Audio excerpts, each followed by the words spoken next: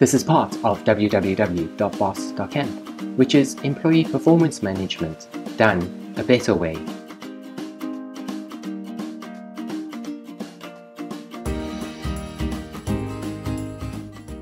You can access this employee performance assessment on the following link: www.managerfoundation.com/employee-performance-assessment. To fill out the assessment, you might find that it's easier if you pause the video as you go along, just stopping it and starting it to match your progress through the assessment. This is the next page on common employee performance issues. It's page 5, section 5, which is about ownership and initiative. This is a big complaint from managers. The feeling that you have to do everything yourself, the feeling that unless you start something, it doesn't get started. The feeling that you're the one that holds the can at the end of the day. And this responsibility can cause major issues. You can be having problems sleeping at night because you're worried that your staff haven't done what they're meant to have done. So to go over this in a little bit more detail, it would be where you think that your staff can take more ownership for their output or take more initiative. This includes areas where you feel that you have to problem solve for them, where your employees are reliant on you to progress tasks, and often this would result in you experiencing frequent interruptions. So another sign of this is, you're trying to do your own work, but people keep on interrupting you, and often this means for managers that you end up doing your own work after hours or on the weekends when your staff have gone home, because it seems like the whole day you just are dealing with their questions and things like that, and it's usually questions where you're kind of scratching your head and saying, well, if you thought about this for 5 minutes or Googled it yourself, I think you could have solved it and you could have saved me the interruption. And all of those 5 minutes add up, and those 5-minute interruptions mean you lose focus, so it's 5 minutes suddenly becomes 10 minutes because you have to remember where you were to pick off. Some sort of examples might include, I feel that I have to show my staff some obvious solutions to their problems. If I'm not in the office to help the supervisor, very little gets done. Or I feel that the following performance initiatives should have been started by my staff. Again, the 5-point scale from strongly disagree to agree about how much do you feel that your employees need to take more ownership or have more initiative. This is optional. This is about the problems I want my employees to solve without me. If any of this resonates with you, then list your top 3 items where you think your employees need to take more ownership or show more initiative. And it's, again, a good practice to quantify this in terms of your time and money. Once you've done that, hit continue to go on to the next section. This is the last section of common employee performance issues, which is section 6, the employee motivation and communication. So this is pretty common for managers. They feel like you always have to push to get your employees to do stuff. And quite often communication seems to break down. Like you seem like you're continually talking to your employees about things, but they're not listening to you or they're just not hearing their message. It's a pretty common issue.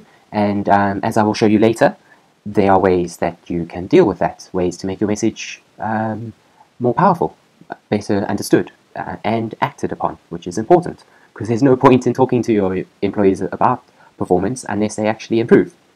So this might be areas where your staff seem to dislike certain parts of their job, especially if they're important. Do your staff seem reluctant to do some activities? Do employees fail to take on board some things that make perfect sense to you? Do your employees fail to listen to your directions? Some examples could include, the accountant is diligent, except doesn't like the monthly results presentation. The sales consultant builds relationships with customers, but doesn't record the detail we need to follow up on the CRM. Very common salesperson type of thing. Salespeople generally don't like systems and CRMs and stuff like that, but as a company, you need that done. Another issue could be, I've explained several times why company drivers must wear their seatbelts, but John doesn't listen.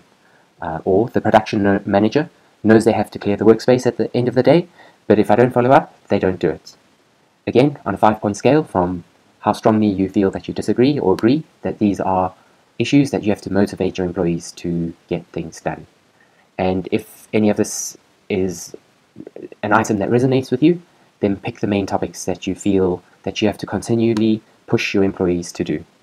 Again, quantifying this in terms of your time and money is helpful. So that could be your time, following up things, speaking to employees, doing things yourself, and money because things aren't getting done properly, or the cost of your time. Once you've done that, hit continue for the next section. This is the last section of the employee performance assessment. We've covered all of the common performance issues, but it's not just the performance issues, it's really there are some other factors that come into play that would determine whether or not it's worth fixing these items. And other factors that affect the significance. For example, one is the personal effect. So, I say that managing staff is a difficult job. You have to deal with difficult personalities. You don't want to make mistakes. And this can create personal stress and anxiety. Lots of managers are pretty stressed out about job, might have sleep issues, anxiety issues, heartburn, ulcers, those sorts of negative personal consequences.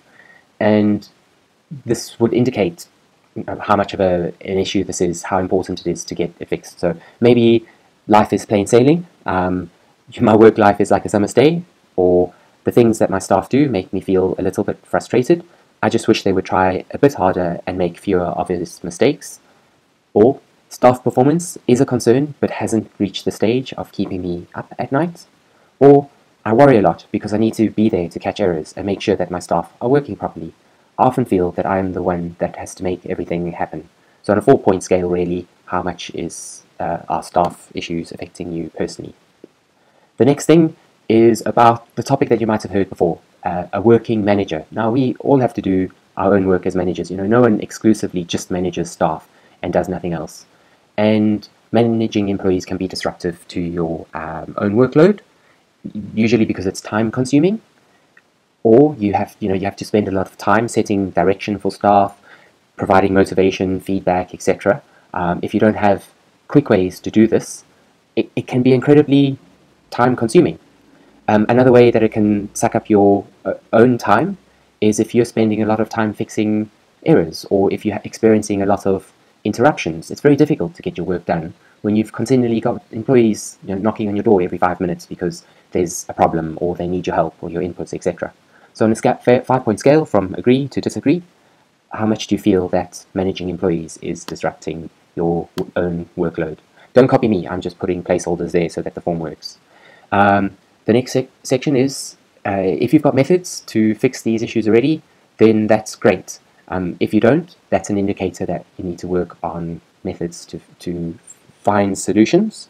So do you have proven methods that effectively and efficiently fix or prevent the issues described? So it's not just you can fix the problem. If you can fix the problem and it takes a lot of time, well, that's not an efficient solution. This is a question really on a scale from 1 to 10, given everything that we've gone over already. Is this something that you want to do something about? Work, life, business, it's all about priorities. And also it's about investing a bit of time now to fix problems so that they don't take up your time in the future. Or it's sometimes about trying new things, going back to the item before. If you don't have a way of fixing something now, what you're doing isn't working. You have to try something different, but you have to be willing to try something different. And you also have to be willing to invest a little bit of time now for the future. So, on a scale of 1 to 10, is this a topic that you want to do something about? Typically I do find that people are pretty strongly motivated to do something about this because of its significance. But sometimes I find that people have a lot of staff issues, but they don't feel it's a priority to do something about, or they don't feel it's above a 7 on a scale of something that they want to do about. Usually it's an indicator that there's an undiscovered issue. So this is really a chance to tease out what these potential problems are, or issues that are barriers to solving problems. The most common one is usually people say they don't have the time. Yes, they want to fix staff performance, but they are just so totally swamped that they don't have the time to learn new things or try new things, etc. That's a valid concern. I would like to help you to prove that you do have the time, or at least one of the processes that I follow is designed to identify time that you can do to invest a little bit in the future. And then the rest is just the details about just putting your name there, your email address so we can get you back the results, and telephone number. It's optional field. The reason why I'm asking this is that I can't promise that we can do this for everyone, but I would like to call you to discuss these problems with you. I'm very experienced with a lot of managers and what problems they're having, and if I can speak to you over the phone to help you to fix them, I'd love to do that. Once you've done, just hit submit, and that's it. Thanks very much. Being a boss is a tough job. You've got the world on your shoulders. You are the superhero that keeps the lights on and keeps a team together. www.boss.camp is support for superheroes like you, so you can get your team to do more of their job, leaving you time to do your own.